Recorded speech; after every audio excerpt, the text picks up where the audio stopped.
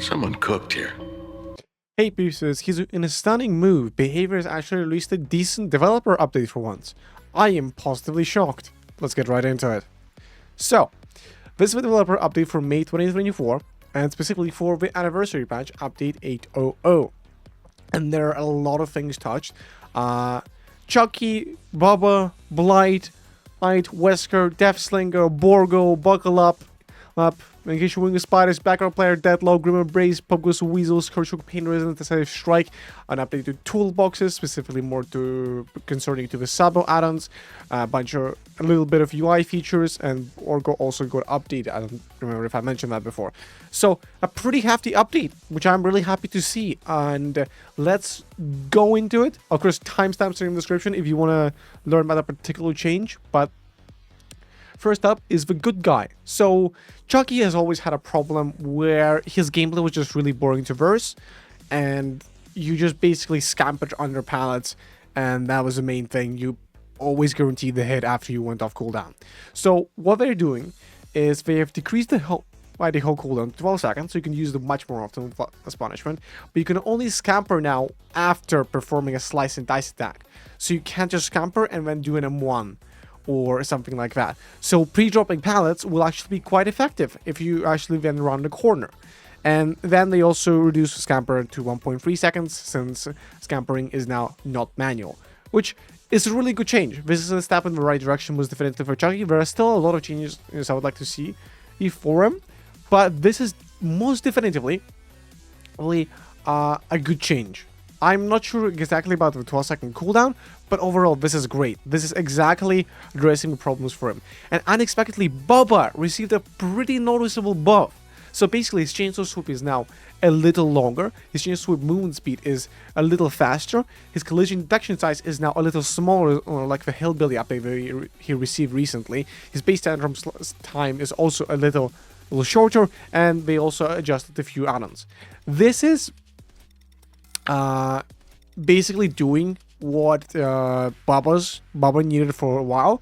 They are taking a lot of his add-ons, like the chilies and the beast marks, and they're integrating them partially into the base case, so he doesn't need to run them as much, and he can run some other add-ons, which he has a decent variety of add-ons. And they're also reducing his collision detection size, which is really nice. I'm sure every single Bubba player, including me, I like to play Bubba every once in a while, will enjoy this very much.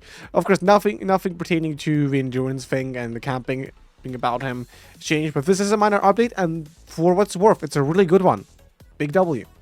Next up is the Deathslinger. So Deathslinger has got a very little love ever since he had his Instascope feature removed, and he received some love in this update. Where decreased stun time when Survivor breaks 3.7 seconds, his real speed is a little faster, and his movement speed, while reloading, is a little faster.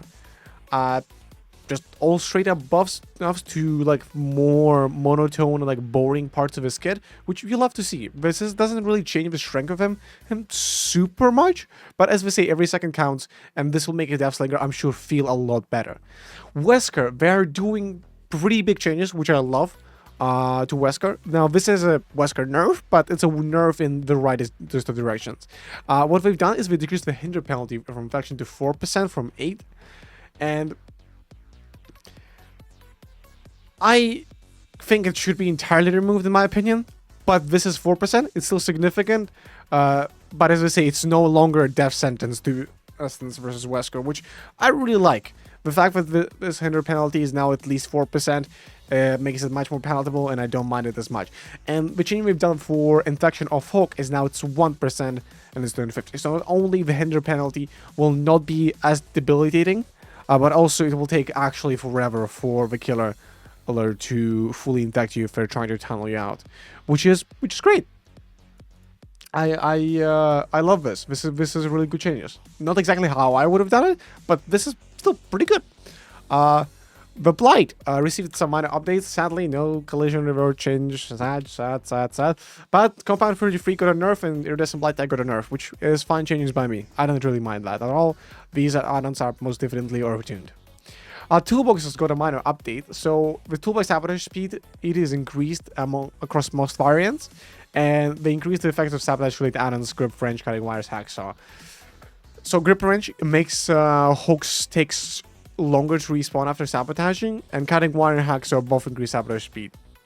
And they say Toolbox are considered a repair item. While this is fine for those who want to use them to repair, we'd like to make sure that sabotage feels like a viable alternative for those who want it.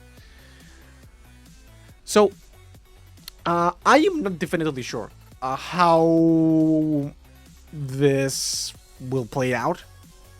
I think this is so far probably more neutral change, but honestly, even as a killer player, I don't very much mind sabotaging that much. The only thing that might be problematic here is the grip wrench. If a grip wrench is too powerful, combined with something like a breakdown, you might make the entire map unhookable potentially. That one add-on you should watch out for, most definitely. But otherwise, really nice, I think. Yeah, this seems pretty okay. I like the fact they're trying to focus the game away from toolboxes being the generator item. Deadlock just got a minor nerf. It's now 25 seconds to 30 seconds of blockage, and as we say, Deadlock is very effective and easy to activate. You don't need to actually do anything, so we slightly reduce the duration, and that's fine. Background player basically got the change that a lot of people want for it. Not the change I personally wanted for it, but a lot of people want it. It's now only a 20-second exhaustion, and it's now back to its 150 duration. Interestingly enough, the duration of the speed boost is not mentioned here. So, it's still going to be a 5-second longer duration, but a 150% movement speed bonus. So, it's still going to be really, really good.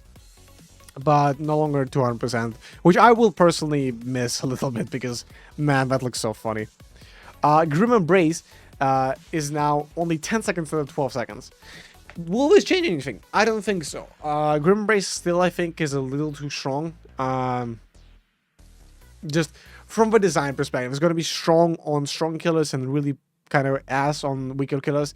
I don't like the design of Grim Embrace at the current juncture, but this is a nerf to a really strong perk. I'm fine with that. Speaking of nerfs to strong perks, Decisive is now 4 seconds instead of 5 seconds. Last update increased the duration to 5 seconds, a little too fast, so we fine-tuned the send duration to 4 seconds instead. Honestly, if they fix wiggle out bug, I didn't super care about this much. This is like a nice middle ground. I don't mind this very much. I would really like if it was 4 seconds and it disabled the killer power. I think that is the healthiest middle ground. But, you know, I don't mind this too much. I was very apprehensive when I first read it because, oh my god, why are you nerfing the S again? Come on, we just got it buffed. But I don't think this is a super big deal. Pop got a healthy nerf back. People have undervalued Pop for a while since it became current instead of total, and it's now back to 20%, which was what I believe it was on 6.10 PDP. And yeah, I think right now, even though it's getting nerfed back to its original 6.10 state where it wasn't used very much, it's going to get used still a decent lot because people just didn't realize that Pop was a pretty fucking good perk still, and just kind of dismissed it because we had the Eruption Call Brand Kick Gen meta. Buckle Up got a major rework. Currently, it's pretty problematic for people. I'm not going to deny you, not going to sing any praises to it. And it's a really cool rework. So now, Savaris Heal from a dying state will break into a sprint at 150% movement speed for 5 seconds, and this doesn't cause exhaustion.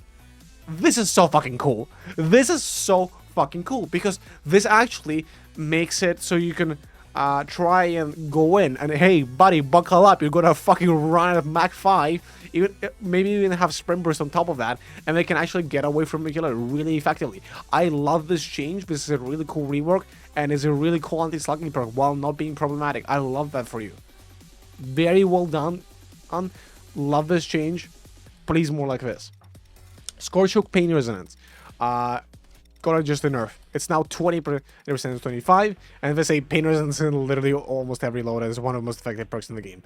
And they wanted to nerf it, which is fine. It's a minor nerf. It's like it was, I think, on the numbers of a PDP or 670 when it got reworked for the first time. And that's a healthy nerf. I don't think Pain Resonance is going away in most of the stuff for players' builds, but definitely need a nerf. Invocation's Weaving of Spiders got a rather sizable update. So now the invocation time is only 60 seconds, and the invocation will now regress only at the charge rate of 1 per second, and previously was 20 charges per second. And as they say, now that we had some time to see the invocation mechanic play out, ready to make some adjustments to both the invocation process in preparation for future invocation networks, which is interesting, and Winged Spider itself. Invocations are meant to be a time commitment, but they took a little longer than they'd like. We reduced them to 60 seconds to better fit the flow of the match. We can further be sped up by covering virus to virus. We also slow the regression effect to give us a chance to return and save some progress after they're chased away. I love this. I don't think the Winged Spiders will be too OP or anything. Being broken for the rest of the match is like bringing no mirror, just for a bunch of brand new parts on the generators. Yeah, this is fine. You're committing 60 seconds to at the start of the match basically gain like what 70 seconds one. So this is basically only a 10-second win on all generators. So this is actually not a super impactful, but like you might be as a killer main go, oh my god, they're getting a brand new power on all gens, but also they're literally spending like 60 seconds against and then they're getting broken for the rest of the match. So this is a very balanced perk now, I feel. Like you're pretty much honestly it might still be a little weak, but it's definitely now a little more sensible than it was before. And finally, Borgo got a new color layout. As you can see now, it's blue. It's very blue. Well, honestly, it might be too blue now. But yeah, as we say, red tinted lighting made it very difficult to see scratch marks, horrors, and pools of blood, especially for colorblind players. Completely changed the lighting of this map to address those concerns, which is great. Love that for you guys. Finally, a minor thing: item previews. They reworked the pop-up for items found in a trial, and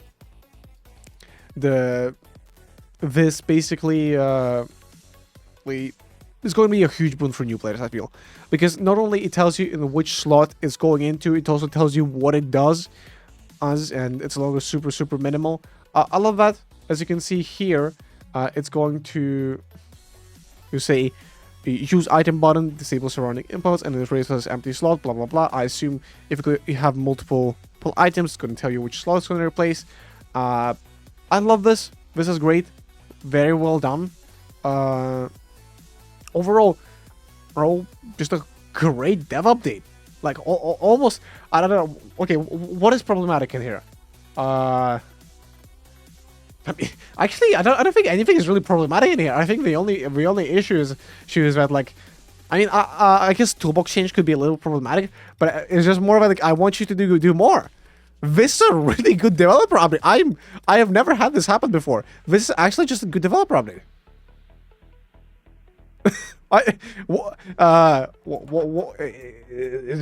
Am I in the wrong timeline? Has behavior learned how to do good gaming design? I am confused. Well, to summarize, perk changes are all pretty fucking good. Love that for them. All the killer changes are all pretty good. Toolboxes could be potentially problematic, so we'll need to take a look at that in the future. And Borgo seems pretty good.